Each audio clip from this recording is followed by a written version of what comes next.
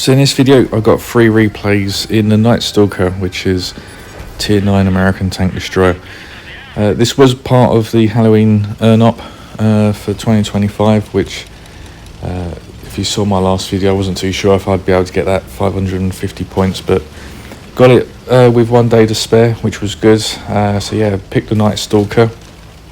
Really good tank. I think I made a really good choice. I think it is probably it's very strong. It could do with having the same thing that happened with the AAT 60, which is maybe buffed up and moved to tier 10. But I think it's okay where it is, really. The rockets are quite slow. I think it's okay. The side armor is pretty bad if you get a shot side on, but yeah, I think overall though, very strong tank. Yeah, very, very good.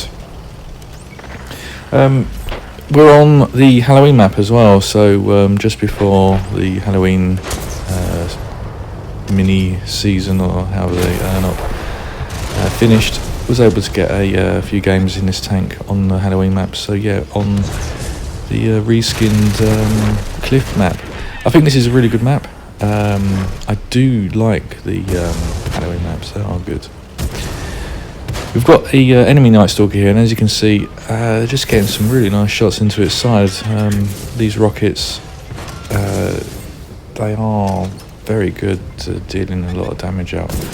I know this tank's on a reload, so I'm just going around trying to put as much damage as I can. And unfortunately, with that last shot, just track it whilst it's on 9 health. So yeah, unfortunate with that shot, but the map itself, I do like it. I do like the Halloween variants of the 3 maps that they've got now. Essentially with this map, they've blocked off the hill, and they've got a couple of ramps that you can get up to this central area a bit easier from spawn. So you can see there's a tank in sort of F5, F4 area where he's come up, and in the centre here there's like they've removed some of the rocks, made it sort of plaza with ramps and stuff. So I do like it. The area around sort of the 8-9 or the 9 line, there's quite a nice little road down there. They've got sort of water there, so you can actually get hold down in the water. Yeah, I prefer this layout to the regular cliff. And over here you can see there's a bit more cover here as well, so it just transforms this area into more of a brawling area rather than sort of a light tank and hope you don't get sniped from somewhere. But now deciding I need to get these tanks away from this corner, so coming in now, just a little bit lazy with the all timing, but managed to get one of those shots in. Just going around to see if I can get some shots into the lower plate here, which I can. Suffering a little bit from the turret rotation. The turret rotation is quite slow actually. I do have rapid aim on there, and even then it's about 23 degrees a second. So yeah, the turret traverse is quite slow, and as you can see it is limited, so it's not a full 360.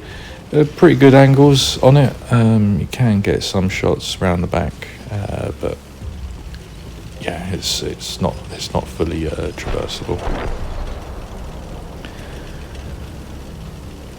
So just coming back up to the centre, I do want to try and get shots in where I can, although the shell velocity is, as I said, it is quite slow. Only goes, well, as you can see, I just use the premium rounds. They travel at 605 meters a second, so they're pretty slow.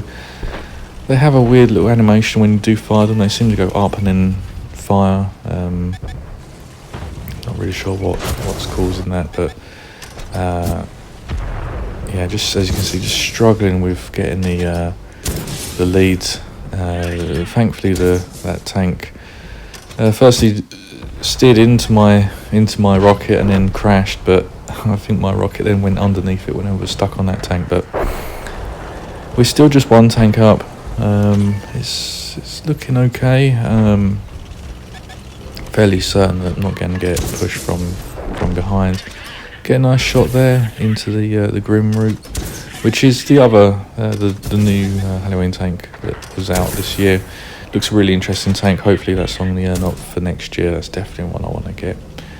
But yeah, just trying to make some shots here.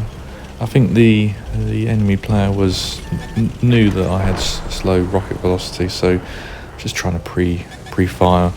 Didn't work out, and yeah, no chance I'll be able to get accurate shots in. So for the tank itself, what I do run is the optics, the camionet vents, and the Gausers, which help the ground resistances and the hull rotation speed. I also run for a crew. I think in this replay I had 6 skills, and I unlocked the 7th. So Born Leader, situational awareness, camouflage expertise, radio jamming, clutch braking, and rapid aim. And then in the next 2 replays I have off-road driving on there as well. So yeah, I think a really good build. You don't need snapshot, run and gun, or gun line drive. In the stats of the tank, it does say that the accuracy is 0.2 or something along those lines. I haven't really seen any sort of the rockets go where I'm not aiming them, so really not sure what's going on with that. Aim time of 1.97 seconds I've got it down to. Again, not too sure where that aim time is being impacted on the tank, so I've decided to forego the run and gun and snapshot, and just have this as a bit of a crew training really. I think the crew itself, it probably would be good in Cold War for a ATGM only tank. Other than that, a bit of a niche build without, as I said, snapshot run gun. But again, trying the same thing, just trying to predict where this tank's going to go. And these rockets are so slow, it's a little bit impossible to do anything if he pokes a little bit. So pop the reload, pop the food as well, just to try and get there as quick as I can. See if I can get this last kill. But we end the game there, just under 5,700 damage, blocked 1,600. We got MVP on that game. So yeah, really good tank. Glad I picked it up. I think it is one of the stronger tanks at tier 9. I think it is very good tank, and definitely worth picking up. If it is in the earn-up next year, definitely recommend getting it. If you did miss it this year, unfortunately, yeah, you did miss out on a pretty good tank. But hopefully, if you were able to get a couple of the older ones, or you got the Monster Jaeger instead, I think you've probably done well. But on to the second game. So this is the ace game. Just trying to think where I want to go. Ideally, I want to go down the 1-2 line, a bit of a close quarter combat down there, rather than going sort of 8-9 around that area. It's a bit long range, but unfortunately, team are coming this way, so there's not really much I can do. It does have quite a long reload. I do have it down to about 17 seconds, which is okay. The clip is pretty good. As you can see, I just run the premium shells. Reason for that, it's got 330 penetration on the rounds compared to the 280 of the standard. Both the standard and the premium have 320 alpha. But the premium rounds not only do they have better penetration, they've also got a slightly better velocity as well. So 580 on the standard and 605 on the premium. So unfortunately, it's one of those tanks where I run full premium. You could run, I would probably recommend either just running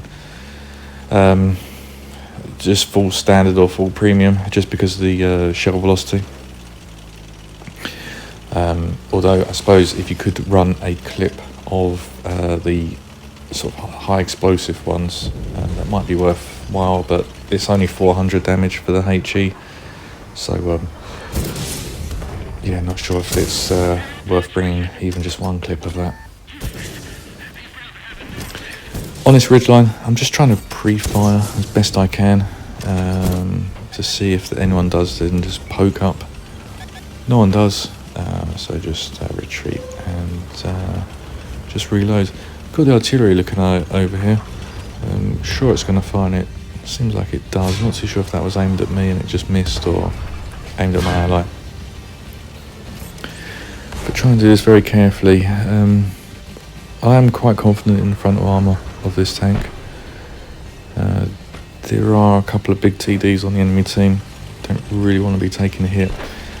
And the thing is, with these long engagement ranges, a tank could pretty much roll out, take a shot at me, and then roll back in, and maybe my rocket wouldn't have hit them by that time. But we've got this Soviet TD here, and I have to say I'm quite surprised that the rockets were actually going through. I suppose the 330 pen is pretty good.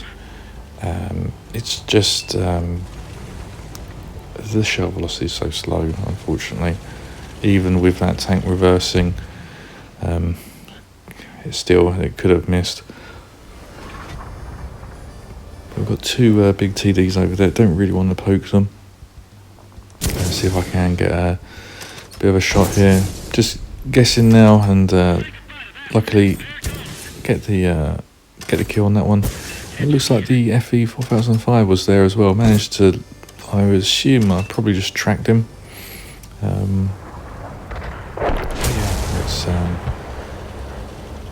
These rockets, as I said, very slow, and I do tend to find that I have to sort of pre-fire where I think tanks might poke.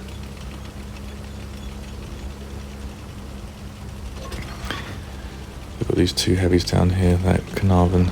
The turret armour is very strong. Again, not too sure if the artillery's just trying to blind fire me or not. Just want to get out of here, really.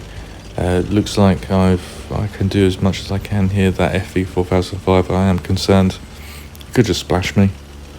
And as I said, the distance and the rockets, it would take ages to actually for the rockets to get there. So decided I've got a really big clip, a lot of damage in this clip. I'm going to go forward and try and get as many shots into this Carnarvon as I can. Pretty sure he's on a reload, so quite confident in doing this. Get a nice traction shot there. Looks like his ally just sort of went in front and absorbed a couple of my rockets. That E100 is going to be a right pain to get any shots through that. But sort of almost approaching 5 minutes of the game now, and it's still sort of 14-13. So really close game, really good game. It's quite nice when these matches go like this. You can actually sort of have a bit of a battle rather than just a YOLO fight. But up to 2,500 damage. We have blocked 1,600 damage as well. So yeah, the armor is really good on this thing, especially the front. I mean, of course, but it's got so many angles as well. As you can see, just free aiming into the lower plate. Got some free nice shots into there for almost sort of 900 damage there. Yeah, really good clip. I'm not too sure if this tank needs a bit of balancing. I think maybe the intro clip could do with a little bit of a nerf. Other than that, yeah, I think it should be fine. But as I said, it could just buff it and put it up to tier 10, and just so tier 7s don't have to put up with it. But yeah, just trying to get some shots here. A bit of an aggressive push there, but managed to make it work. The artillery is looking over this way. I am thinking where that artillery could be. Do just want to try and get this tank out of the game. It's just now just ridgeline to ridgeline and enemy tank by enemy tank. It looks like they're completely spread out over here. I am concerned that tank destroyers over on the left hand side are going to get shots in by doing this, but managed to spot the artillery, and of course always go for the artillery. Even that slow moving artillery are able to dodge these rockets. Annoying, but unfortunately that's just how it is. And yeah, got the FE 4005 over there hiding. I'm just going to pretend I didn't see it, and it looks like it's going to pretend it didn't see me, or just hasn't. Get some really nice shots into this artillery now. Just trying to get the kill on the artillery. My allies take out the other artillery. I've got 2 rounds left. A couple of auto-aim shots there into that 4005. That takes the damage up to 6,600, so 4 kills as well. Not really sure what to do with this. It doesn't look like that FE's really going to be doing anything, although it's now YOLOing me, so I'm thinking let's just go for it. Get a nice shot in there and bounce the round. The FE, the 4005 must have been firing HE, firing AP. Bounce off the front armour. So yeah, this tank it can bounce, but as you saw in the previous replay, as soon as you get the side armour, tendency that a lot of things will go through it. It is still angled. I have had weird bounces off the back of the tank, but that should not be relied on. And I honestly thought this tank was completely AFK. Decides to now join the game. Not sure why people do that, and also not sure if he's just got HE loaded. Looks like he does have HE loaded. Very strange. Very, very strange. I'm not too sure. Sometimes with this game, I think some people do just sort of camp at the base and just wait until the end and then just sort of mop up. But yeah, very strange behaviour. Took a few shots from me, then decided to play and hit HE loaded. But it's 10-1 now, so unfortunately the enemy team did sort of collapse. Got 5 kills, just over 9,000 damage, 2,700 bounced. Got a couple of spots, no assisted damage, but it looks like the team were going to try and cap out, but that Type 4 heavy was taken down, so we win the game, get MVP on that one. And I think that was the ace game as well. So we got best in game for detections as well, so the view range isn't bad, and yeah, as you go see, they got the ace tanker for that, for the Night Stalker. Really good tank, very strong tank. I think it, as I said, definitely worth picking up, and I think this was just the so confirmation I had off-road drive in that game as well. And this is the last game. I think I'll probably end the commentary here, just let this game play out. There is a section later in this video, or in this game, where I just clip out I think it's a charioteer, and yeah, there's nothing wrong that the charioteer did. It was just auto lock, fired the rockets into them, and they all penned and took all their hit points away. But yeah, going towards the riverbed, brawl down there, bounce quite a lot of damage in this game. I think it's about over 3,000 damage I bounce. So yeah, I'll end the commentary there, and thank you for listening, and hope you enjoyed this video.